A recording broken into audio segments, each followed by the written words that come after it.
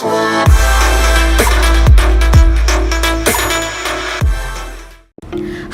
teman-teman, pada kesempatan ini kita akan membahas tentang pentingnya konservasi alam.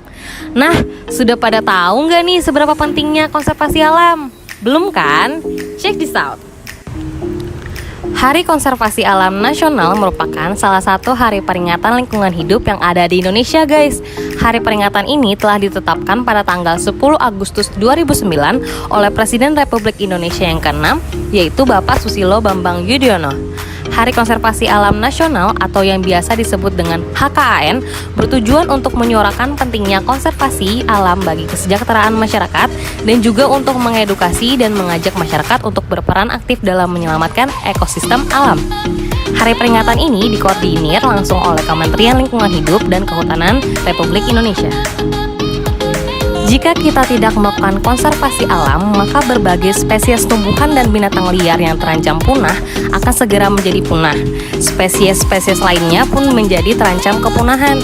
Jika hal ini terjadi, maka kita akan mengalami kerugian yang sangat luar biasa karena kepunahan tersebut tidak dapat dimunculkan kembali. Kehidupan alam bebas sangat penting bagi kita karena memiliki beberapa faktor manfaat, diantaranya yang pertama faktor keindahan, yang kedua manfaat ekonomi, yang ketiga manfaat ilmiah, dan yang keempat manfaat bagi kelangsungan hidup. Tumbuhan dan hewan yang menghadapi kepunahan dikelompokkan menjadi 3 macam. Yang pertama terancam punah, yang kedua rawan punah, dan yang ketiga beresiko rendah. Ada beberapa spesies yang menghadapi ancaman kepunahan yang sangat serius. Mereka membutuhkan perlindungan secara langsung dari kita untuk dapat tetap bertahan hidup seperti orang hutan, harimau, gajah, dan badak karena habitatnya semakin menyempit, perlu dilindungi. Spesies yang rawan biasanya berlimpah di beberapa area, tetapi mereka menghadapi bahaya yang serius. Bahaya ini bisa disebabkan oleh perubahan lingkungan yang tidak ramah atau pemburuan terus-menerus. Seperti rusa dan babi hutan, jumlahnya cukup banyak di beberapa wilayah, namun bisa diburu terus-menerus dan dapat terancam punah. Spesies berisiko rendah dikenal juga dengan sebutan spesies yang jarang. Biasanya hidup di wilayah yang dilindungi, namun jumlahnya tidak berkurang. Misalnya pohon cemara atau edelweiss yang hanya tumbuh di puncak-puncak gunung. Metode konservasi alam. Metode yang digunakan untuk melindungi alam tergantung pada sumber-sumber ancaman terhadap spesies-spesies tersebut.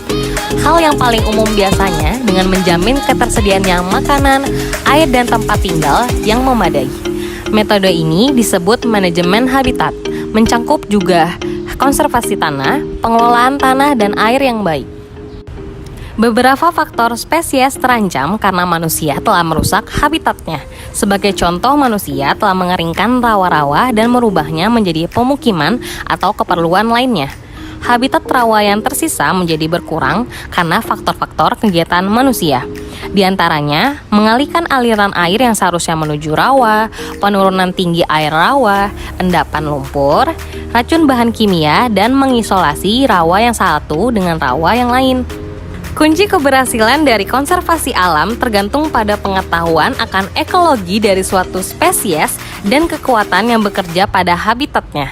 Dengan kata lain, diperlukan suatu pemahaman tentang cara hidup suatu spesies dan hubungannya dengan segala hal yang di dalam lingkungannya. Jenis konservasi. Terdapat 4 konservasi keanekaragaman hayati di Indonesia yang sudah diresmikan pemerintah. Yang pertama ada Taman Nasional. Taman Nasional mempunyai fungsi sebagai perlindungan terhadap suatu penyangga, kehidupan dan perlindungan terhadap hewan dan tumbuhan, serta dalam pelestarian sumber daya alam. Selain itu juga, pada Taman Nasional penting untuk ilmu pengetahuan, pendidikan, budaya, dan rekreasi. Contohnya, pada Taman Nasional Gunung Leuser di Aceh, Taman Nasional Komodo di Pulau Komodo, dan Taman Nasional di Kepulauan Seribu. Yang kedua, cagar alam. Cagar alam ialah suatu kawasan perlindungan alam yang mempunyai ciri khas, yakni tumbuhan dan hewan yang berkembangnya diserahkan kepada alam. Contohnya, pada cagar alam Rafflesia di Bengkulu, cagar alam Kawah Ijen di Jawa Timur, dan cagar alam Gunung Krakatau di Lampung. Yang ketiga, taman laut. Taman laut ialah suatu wilayah lautan yang memiliki ciri khas berupa keindahan alam yang diperuntukkan guna untuk melindungi keanekaragaman hayati di lautan. Contohnya pada Taman Laut Bunaken di Sulawesi Utara.